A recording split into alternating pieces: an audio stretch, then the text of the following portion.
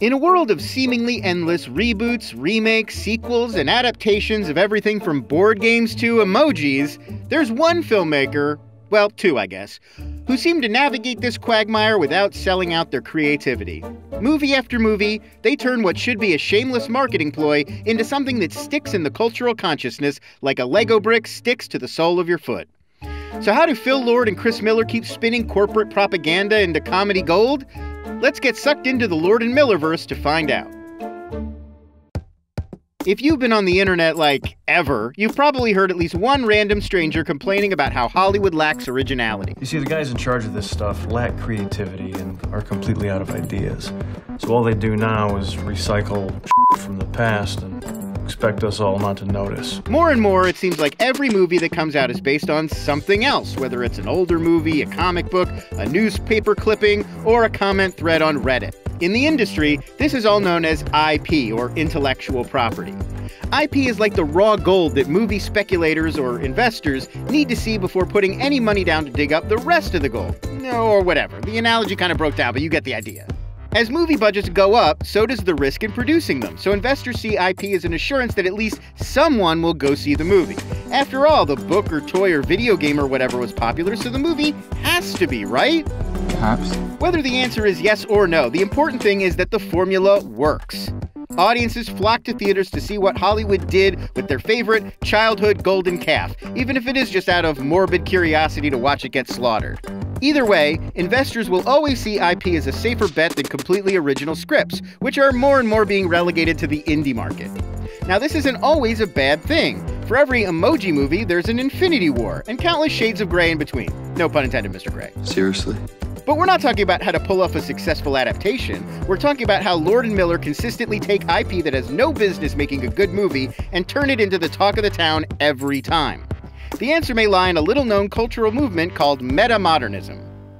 Meta-modernism, also sometimes annoyingly called post-postmodernism, describes a pretty contemporary movement in art, philosophy, and politics. The term was used as early as 1975, but it didn't become popular until the 2010s, mostly thanks to digital artist and Shia LaBeouf collaborator Luke Turner.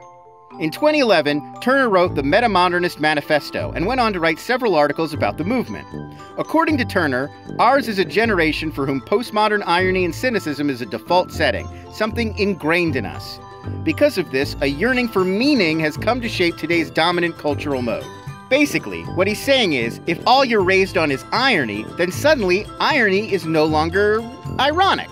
When we go to movies nowadays, we expect the movie to subvert our expectations, which makes it really hard for the filmmaker to actually pull that off.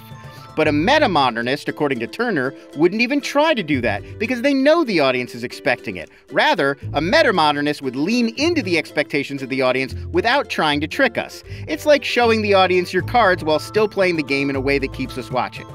And that's exactly what Lord and Miller do. They know that audiences coming to see their Spider-Man movie are so inundated with other Spider-Man's movies that it's almost absurd. So what do? They make a movie about that very thing. Not only do they double down on the sheer amount of Spider people, they use the Spider-Man canon that we're all familiar with as a punching bag while selling us their own version of the same story. With great power comes Don't great... you dare finish that sentence. Don't do it. I'm sick of it.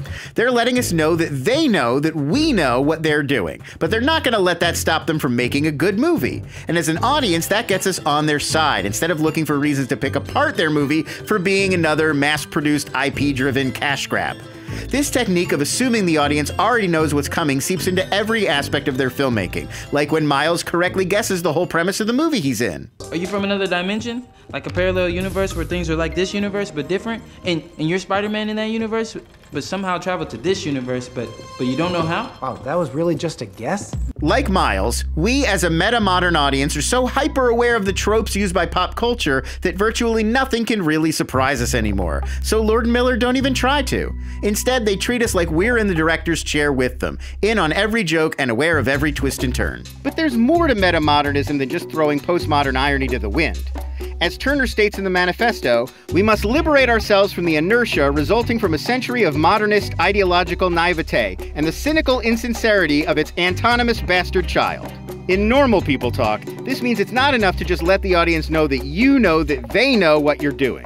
You have to give them something else to latch onto, otherwise all you're left with is empty cynicism. The Lego Movie doesn't just criticize conformity, it criticizes excessive individuality as a reaction to conformity, and finds new meaning by accepting both. Guys, you're all so talented and imaginative, but you can't work together as a team.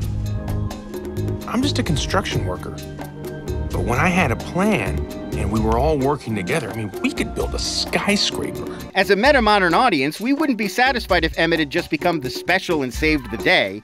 He had to realize that the prophecy itself was arbitrary, but choose to find meaning in it anyway. I know that sounds like a cat poster, but it's true. As Turner puts it, the meta-modern generation understands that we can be both ironic and sincere in the same moment, that one does not necessarily diminish the other. This is what makes Miles Morales the perfect meta-modern superhero. Think about it, he grows up in a world where Spider-Man already exists, watches his hero die, and not only does he have to learn to take up the mantle himself, he has to come to terms with the fact that he's just one of infinite spider people who all exist simultaneously.